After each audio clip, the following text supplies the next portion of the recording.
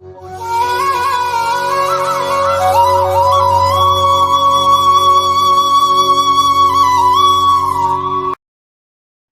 பக்தர்களுக்கு என் அன்பு வணக்கங்கள். ஓம் சாயனம். என் அன்பு குழந்தையே, உன்னை விட்டு பிரிந்த சொந்தம் உன்னை தேடி வரப்போகிறார். அந்த நிலையை நான் அவருக்கு உருவாக்கிவிட்டேன். உண்மையாக நேசிக்கும் அன்பு நம்மை தேடி வந்து தானே ஆக வேண்டும். நாமும் உண்மையாகத்தானே இருந்தோம். ஆனாலும் ஏதோ ஒரு சூழ்நிலை நம்மை விட்டு பிரிந்து செல்வதாக அறிவித்து விட்டார். நம் அன்பு நிலையானதாக இருந்ததால் தான் அவரே நம்மை தேடி வரப்போகிறார். என் அன்பு குழந்தையே, உண்மையான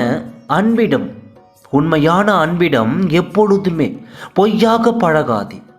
பொய் என்றுமே நிலைத்து இருக்காது. உனக்கானவர் உன் அன்பை தேடி வரும் பொழுது ஏன் உதாசீனம் படுத்துகிறாய்? அவர்கள் இருக்கும் பொழுது அவரின் அருமை தெரியாது. அவர் உன்னை விட்டு பிரிந்து செல்லும் நிலை வந்தால்தான் அவரின் அன்பு உனக்கு தெரியும்.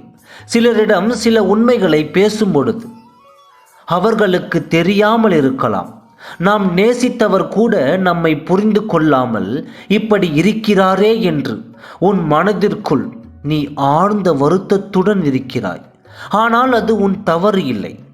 விதி என்னும் விளையாட்டு உங்கள் வாழ்க்கையில் விளையாடி கொண்டிருக்கிறது. விதி என்னும் விளையாட்டு உங்கள் வாழ்க்கையில் விளையாடி கொண்டிருக்கிறது. கர்ம விளையின் பலன்கள் முடிந்ததும் தானாகவே அது சரியாகிவிடும். அது வரையிலும் நீ சற்று பொறுமையாகவும் நிதானமாகவும் தான் இருக்க வேண்டும். நீ மீண்டும் மீண்டும் அவரிடம் போய் நான் நல்லவர்தான் என்று நிரூபிக்க முயற்சி செய்யாதே. சில நேரங்களில் அதுவே அவரை தொந்தரவு செய்துவதற்கு சமம். உன் அன்பு உண்மையானதாக இருந்தால் நிச்சயம் அவர் உன்னை தேடி வருவார். அதில் எந்த மாற்று கருத்தும் இல்லை. என் அன்பு குழந்தையே, சில நேரங்களில் உன் மனதில் தோன்றலாம், சிலரது பேச்சை கேட்டு நம்மை பிரிந்து சென்று விட்டாரே என்று. நீ எதை நினைத்தும் மனதளவில் கலங்காதே. உனக்கான பொருள் உன்னை எப்படி சுற்றி வந்தாலும் அது உன் கையில் தானே கிடைக்கும். எப்படி வேண்டுமானாலும் இப்பொழுது இருக்கலாம். ஆனால் நிச்சயம் என்றாவது உனக்கான நாளில் அது உன்னை வந்து சேரும். அதில் எந்த ஐயமும் இல்லை, சந்தேகமும் இல்லை. உனக்கு வேண்டாம் சாயப்பா இருக்க பயமே. ஓம் சாயனம்.